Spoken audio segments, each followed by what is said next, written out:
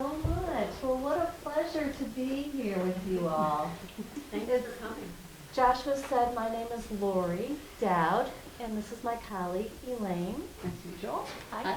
And we have started a meditation group in St. Louis, and we call it the Midwest Moon Sangha. And our tradition is in the tradition of Zen master Thich Nhat Hanh, who was actually a Vietnamese man, and he grew up during the Vietnam War, was a monk, and he was in his 20s when the Vietnam War was going on, and he realized that he needed to take Buddhism off the cushion and into real life. So he spent many years working to rebuild the city after there were much death and destruction in his country. And then he came to the United States, and he started working with several monastics here in the United States. Some of you may know Thomas Merton, who was a well-known writer and author. He was a monastic at the Abbey of Gethsemane.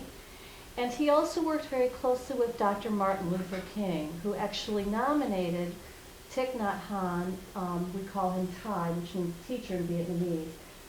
Dr. Martin Luther King nominated him for the Nobel Peace Prize. Thai was not allowed to go back to Vietnam for a very, very long time. And so he realized that he needed to begin to find his community. And the word that is often used for community is Sangha, S-A-N-G-H-A, Sangha. And so he began to build his Sangha in France, and he's written about 25 different books. I'm giving you a lot of information on Thai because he really is, we consider him the teacher of our lineage. And so now he travels still extensively around the world. And when he travels, there will oftentimes be 900 people sitting in meditation together, walking in meditation together. And really, he probably was one of the early ones who coined the phrase mindfulness. And mindfulness is a way that we are in the world. It is not, it's being present. It's being present with ourselves. My dear friend Elaine is going to sort of take us through the next part of it. And I'm going to have her tell you just a little bit about her story because I think it's kind of interesting. She's a young gal, right? But she's been meditating for a long time, and we were really happy when she joined our Midwest Moon Sangha, our meditation group. So Elaine? Sure. So like Lori said, my name is Elaine. And I was actually in a pretty unique position, I think, especially for people that grew up in the Midwest or the Southern Midwest, in that I was actually raised really without a religion. My mom was raised in a Christian faith. I think she was Baptist, but she left that religion a while, like back in her 20s, and she had me when she was 37. And so she raised me more just to be a person, to be a good person, and then religion, whatever I would choose, would kind of come later and figure out what would fit in with who I was as a person. And so really when I was an early teenager, I kind of went to the buffet of religions and or theologies or I don't know, how you view the world. And I kind of was reading books and looking around, and for some reason Buddhism kind of resonated with me. A lot of things made sense to me. So that's really where I ended up. And but of course, growing up in the Midwest, there was a little bit of contention between my fellow students and I. And so when I was in my later teens, I had a little bit of animosity towards the Christian faith because so many of my friends would say, "Oh, Elaine, I love you, but you're going to hell." And it's just like, "Oh, I'm sorry."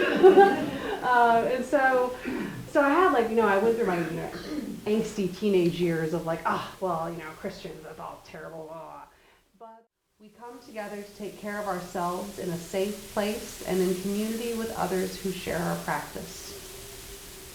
We are of all ages, all kinds of experience, and at all levels of practice. You don't need to be a Buddhist to practice. You don't need to be anything, just a real human being. As we practice together, you'll learn to breathe, to be more alive and at peace. Everyone can practice because everyone can breathe. If you are new or this is your first time ever doing something like this, we all will benefit from your presence today. Don't worry, there are no rules to break and nothing to do wrong. In fact, there's really nothing to do. You're lucky to have what we call a beginner's mind, and many of us work hard to cultivate our beginner's mind. And then in our practice, we tend to join our hands together and bow to acknowledge each other when we'd like to speak or when we're done speaking. And so if you'd like to, you can do that if you're comfortable. And this is really, when we do that, it's to say that, the being in me recognizes the being in you, or the Buddha nature in me recognizes the Buddha nature in you, or the divine in me recognizes the divine in you. Whatever it means to you is perfectly fine. And Lori has our bell, so we'll use the bell to mark the beginnings and endings of things in our meetings. We say that we invite the bell, like you invite a friend, to bring our attention to the present moment. We invite the bell as an invitation to come back to ourselves. We always begin by coming back to our breath for 3 sounds of the bell, and we end with 2 sounds. So today, if you'd like, we'll introduce ourselves by saying our names, since we haven't really met any of you. So my name's Elaine. Joanne. Alice. Carol. Barb. Jay. Ruth. Joshua. Marcia. Tina. Catherine. Angel. Mike. Ellen. Bill. Gus. Maureen.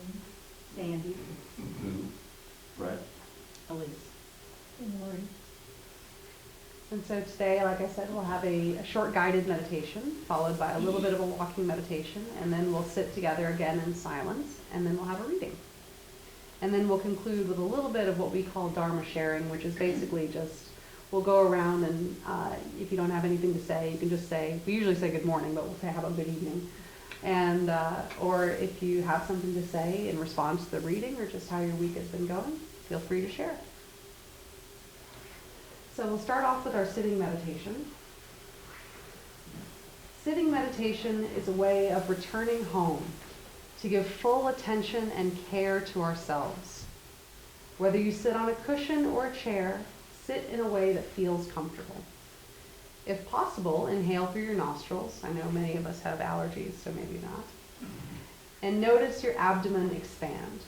Then as you exhale, notice your abdomen return to its normal size. Sitting is for your pleasure, so relax. If your posture is causing you too much pain, feel free to adjust your position, moving slowly and attentively, following your breathing and every movement of your body so that you won't lose your concentration. So now we'll begin our sitting meditation with 3 sounds of the bell.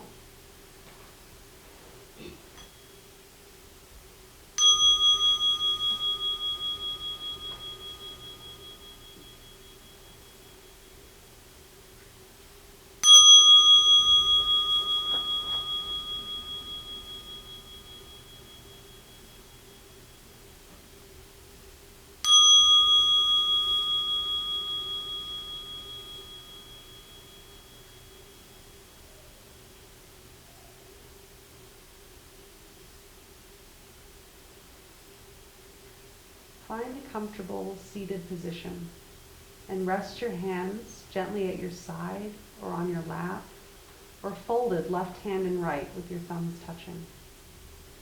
Starting at the base of your spine, gently straighten it, stacking one vertebrae on top of the next until you reach the top of your neck.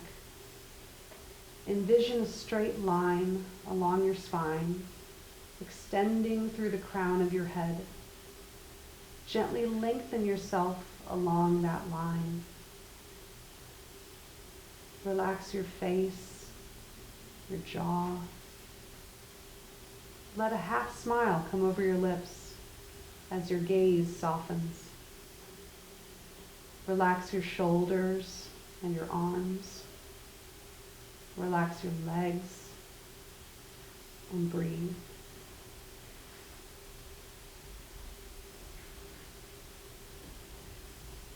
If you would like a guided breath, please breathe with me. Otherwise, please mindfully observe your own breath.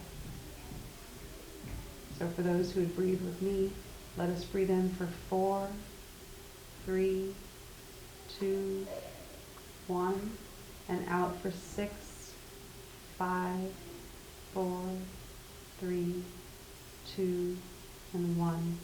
And again in for 4, 3, 2, and 1, and out for 6, 5, 4, 3, 2, and 1. Now in for 6, 5, 4, 3, 2, and 1, and out for 6, 5, 4, 3, 2, and 1.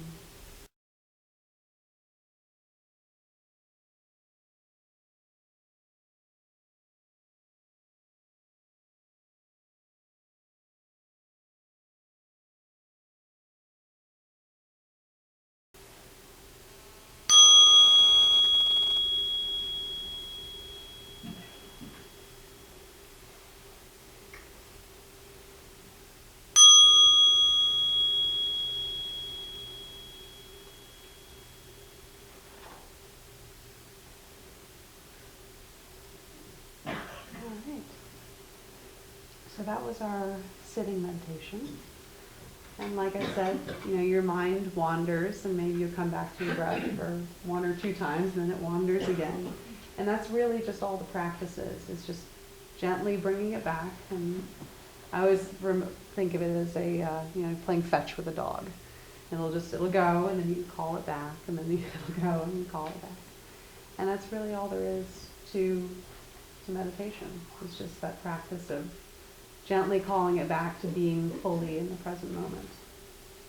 So I think Lori is going to do some talk about walking meditation. Yeah, I hope you guys are just getting to do just a very slow walking meditation just down the hall once and back. And the walking meditation is a little bit different than the sitting because we're able to really align our breath with our step. So we usually take one breath and one step and another breath and another step. And it'll feel like you're going in slow motion at first. But sometimes people will say a phrase such as, I have arrived, I am home, I have arrived, I am home. And for me, this is a really sweet part of the practice because I'm experiential learner. So it's really helpful for me to be able to walk and to breathe at the same time. So does everyone feel like they're able to walk down the hall? Don't throw the walking shoes. So. That's fine. And you can stay sitting in here if you'd like to. It's will just be a couple minutes. And we recently walked in someone else's house, so it's like, we're walking in your house, right? Because we're walking in your church. So feel free to look around, look at what's up there, but just walk quietly.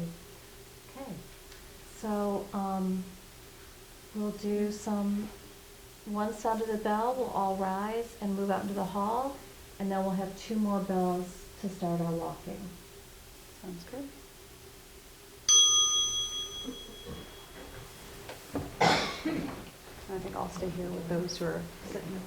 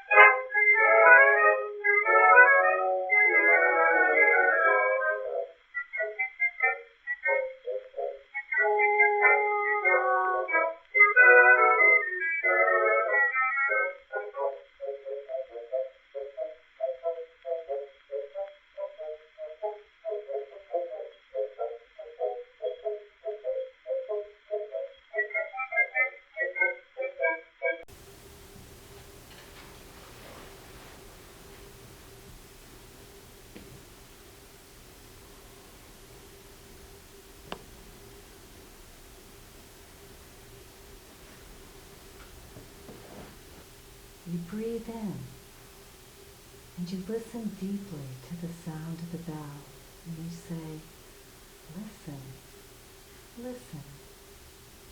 And then you breathe out and say, this wonderful sound brings me back to my true home. Our true home is something we all want to go back to. Some of us feel we don't have a home. What is meant by the meaning of true home? Does a wave have a true home? When a wave looks deeply into herself, she will realize the presence of all the other waves. When we are mindful, fully living each moment of our daily lives, we may realize that everyone and everything around us is our home. Isn't it true that the air we breathe is our home? That the blue sky, the rivers, the mountains, the people around us, the trees and the animals are our home? A wave, looking deeply into herself, will see that she is made up of all the other waves and will no longer feel she is cut off from everything around her. She will be able to recognize that the other waves are also her home. When you practice walking meditation, we walk in such a way that we recognize that we are home in the here and in the now. We see the trees as our home, the air as our home, the blue sky as our home, and the earth that we tread as our home. This can only be done in the here and the now. Sometimes we can have a feeling of alienation. We feel lonely as if we are cut off from everything. We have been a wanderer and have tried hard, but have never been able to reach our true home. However, we all have a home, and this is in our practice, the practice of going home. It's funny, says Thai, in my country, the husband refers to his wife as my home. The wife refers to her husband as my home. Talking with another person, she might say, my home said that, or my home is not here at the moment. There must be some feeling behind this. When we say home, sweet home, where is that? When we practice looking deeply, we realize that our home is everywhere. We have to be able to see that the trees are our home, the blue sky is our home. It looks like a difficult practice, but it's really easy. You only need to stop being a wanderer in order to be at home. Listen, listen. This brings me back to my true home. The voice of the Buddha, the sound of the bell, the sunshine, everything is calling us back to our true home. Once you are back in your true home, you'll feel the peace and joy you deserve. If you are a Christian, you feel that Jesus Christ is your home. It's very comfortable to think of Jesus as your home. If you're a Buddhist, then it's very nice to think of the Buddha as your home. Your home is available in the here and now. Christ is there. The Buddha is there. The practice is how to touch them, how to touch your home. You call Christ the living Christ. So you cannot believe that Christ is only someone who lived in the past and is no longer there. He is ever present. The practice is how to touch him. He is your home. If you are a Buddhist, you practice very much in the same way. You invoke the name of the Buddha as one of the ways to touch the Buddha, because you know that he is your home. The living Christ, the living Buddha, is your home. But the living Christ is not only a notion or an idea. He must be a reality. This is true for the living Buddha, too. How can you recognize the presence of the living Christ or the living Buddha? This is your practice. Maybe when you hear the sound of the bell, you are able to recognize him, to touch your true home. Maybe because you know how to walk mindfully With concentration, you can recognize your home. What is the home of a wave? The home of the wave is all the other waves, and the home of the wave is water. If the wave is capable of touching himself and the other waves very deeply, he will realize that he is made of water. Being aware that he is water, he transcends all discrimination, sorrows, and fears. Your home is available in the here and the now. Your home is Jesus or God. Your home is Buddha or Buddhahood. I think because Thai Thich Nhat Hanh spent so much time with Christians that he really has a deep understanding of Christianity. And I think that's certainly what has drawn both Elaine and I to the practice. It's a really wonderful thing to be able to have all of these things in our lives. One of the things we normally close with, and what time do you want to close, Joshua? At 7? It's 7, usually is what I like to respect everyone's time. If you don't agree, we want to move on, that's fine. If you want to do question answer, it's whatever would work for everybody, but Well, we we normally can close at 7. close with the bells, and then if anybody wants to chat, I have time to stay. I don't know if you do. Yeah, is there any quick questions right now, though, before we close, or any comments? Yeah, sure. You haven't mentioned much about Buddha. I thought a Buddhist worship Buddha, but you're saying there are other aspects to this. What is the actual Buddhist religion? So that's the tricky part, because so Buddhism, like I said, there's this whole branch of trees, and some lineages kind of worship him more as they have some cultural traditions that bring more a deity type thing into it. Generally, though, it's pretty much understood that Buddha was just a man, and just like any of us, and that all of us have the same capability within us to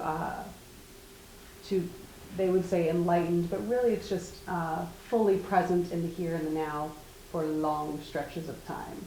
So the idea is that Buddha was a guy who really understood how to be compassionate and how to be fully present with himself and with everyone else, and was able to do that for a long time. All of us have the capability of being able to do that. Generally, we get it in spurts of breathing in, I'm breathing out. Okay, what do I have to do later? Oh, wait, breathing in, breathing out. So we catch it in moments, but we have the potential to catch it in long stretches. So really it's more of instead of a deity in Buddhism that you would worship, it's more of a healthy respect for another human being who had some really admirable qualities for us, I think, unless you have anything else. So the religion, I guess, is more of a Practice. It's a practice, yeah. It's it's the belief that being able to sit with yourself and being present with yourself and meditating and being fully aware of what's going on around you is generally a good thing and can help you lead a happy, healthy life. So that, I guess, is the faith. The faith is that this helps you be happy, and then the fruit of the practice is actually experiencing that.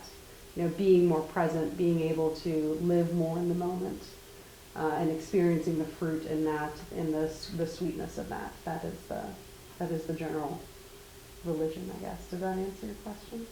Maybe. I don't want to answer more questions. Yeah. Do you have a house of worship in St. Louis? We actually meet, for our particular Sangha, our community, we actually meet in a church. Eden Seminary. In Eden Seminary, yeah. And what day do you, Sunday is our holy day. What day is do you have a specific day that folks go to church? Not really. It tends to be whenever that particular group likes to meet. We happen to meet on Saturdays, but there's no specific Saturday is the special day. It just happens to be Saturday. Works for most of us, so that's what we do. And I think the practice practice is really about that you practice ideally all the time. That's what I was gonna. Yeah. So when I'm in an airport, I will practice walking meditation, only because it calms me down, you know? So the idea is that we bring our practice wherever we go. And that when we sit together though, just as we've sat together tonight, there's a certain energy that comes from being with one another's on the path. Because I know at least for me, I'm able to sit longer when I'm with other people. There's a certain feeling of community that kind of lets you go, oh, okay, well, everybody else is sitting for longer. I guess I can do it too. That sort of thing.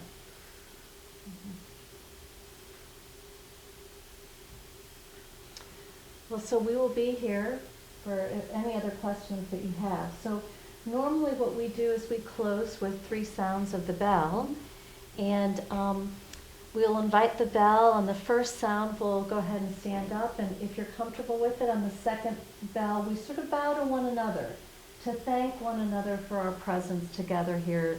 And then the third bell, you can just breathe and leave refreshed.